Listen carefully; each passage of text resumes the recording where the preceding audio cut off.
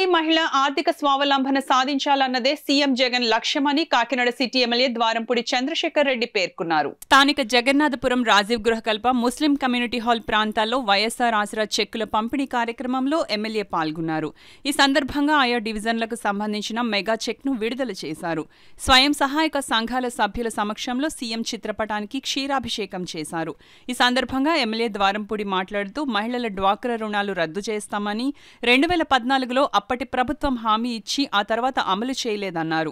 దీనిని దృష్టిలో ఉంచుకొని ముఖ్యమంత్రి వైఎస్ జగన్మోహన్ రెడ్డి 2019 ఎన్నికల ముందు అధికారంలోకి వచ్చిన వెంటనే 4 దఫాలుగా డ్వాక్రా రుణాలు రద్దు చేస్తామని హామీ ఇచ్చి మాట నిలబెట్టుకున్నారన్నారు. కాకినాడ నగరపాలక సంస్థ కమిషనర్ సిహెచ్ నాగనరసింహారావు మాట్లాడుతూ బ్యాంకుల ద్వారా కల్పించే రుణాలు, వైఎస్ఆర్ ఆసరా, చేయూత వంటి పథకాల ద్వారా వచ్చే నిధులను ప్రతి మహిళ సద్వినియోగం చేసుకుని ఆర్థిక పురోభివృద్ధి సాధించాలని ఆకాంక్షించారు. జీవనోపాధులను మెరుగుపరుచుకుని కుటుంబ పోషణలో భాగస్వామ్యులు కావాలన్నారు. ఈ కార్యక్రమంలో ఎమ్మెల్సీ కర్రి పద్మశ్రీ, కుడా చైర్పర్సన్ రాగిరెడ్డి చంద్రకళా దీప్తి, వైఎస్ఆర్సీపీ నగర అధ్యక్షురాలు Sunkara Sivaprasanna, AMC chairperson Pasupuleti Venkatalakshmi, TPRO మానే కృష్ణమోహన్, సిటీ మిషన్ మేనేజర్ డేగల వెంకటరాజు, మాజీ కార్పొరేటర్లు, నాయకులు, కార్యకర్తలు పాల్గొన్నారు. అది కూడా ఇప్పుడు ఉంది. అది ఏ పథకం రా తల్లి, అది ఈ ఆసరా అయిపోయిందంటే ఆ పథకం కూడా జగన్ ఇస్తారు. ఏ పథకం అమ్మా, కొంచెం గట్టిగా చెప్పండి రా తల్లి. చేయూత. ఏదైతే జగన్మోహన్ రెడ్డి దాన్ని గెలిపించండి. గెలిపిస్తే 45 సంవత్సరాలు దాటిన బీసీ, ఎస్సీ, ఎస్టీ, మైనారిటీ మహిళలు ఎవరైతే ఉన్నారో వాళ్ళ పనికి వెళ్ళడం కష్టం. వాళ్ళ అమ్మమ్మలు, నాన్నమ్మలు అయిపోయి బాధ్యతలు పెరిగి పల్లెం వెళ్ళలేరు.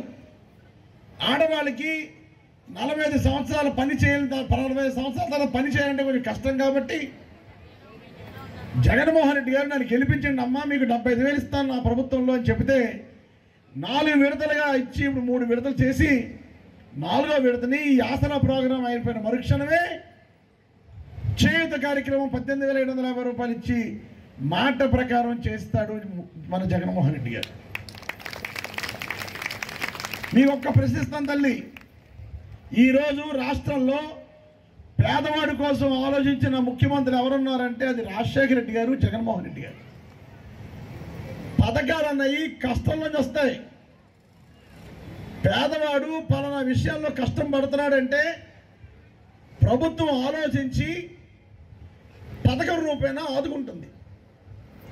ఒకప్పుడు పేదవాడు వైద్యం చేయించుకుంటే కష్టం, గుండెపోటు వస్తుందంటే అప్పులు చేయాలి, కడుపు నొప్పి వస్తుంది అపెండిక్స్ ఆపరేషన్ చేసుకున్న అప్పులు చేయాలి.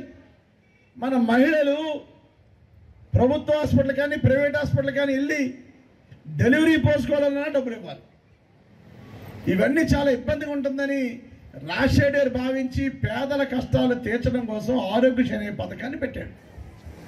4 విడతల్లో చెల్లిస్తారని గౌరవ ముఖ్యమంత్రి గారు ఏదైతే మీకు తెలియజేయడం జరిగిందో అది ఆ మాట నెరవేరుస్తూ 3 విడతలు మీకు ఆల్రెడీ మీ అకౌంట్లో వేయడం జరిగింది. ఇది 4వ విడత మీ అకౌంట్లోకి వచ్చే కార్యక్రమం ఇది.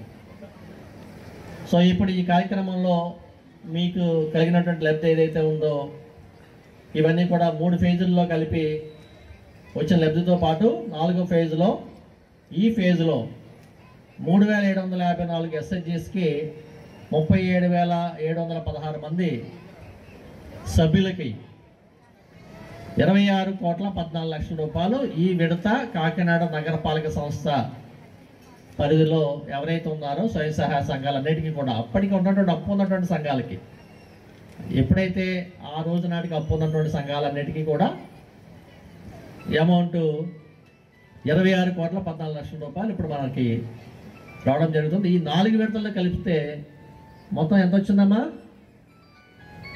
నగరపాలక సంస్థ స్వయం సహాయ సంఘాలకు ఎంత వచ్చింది?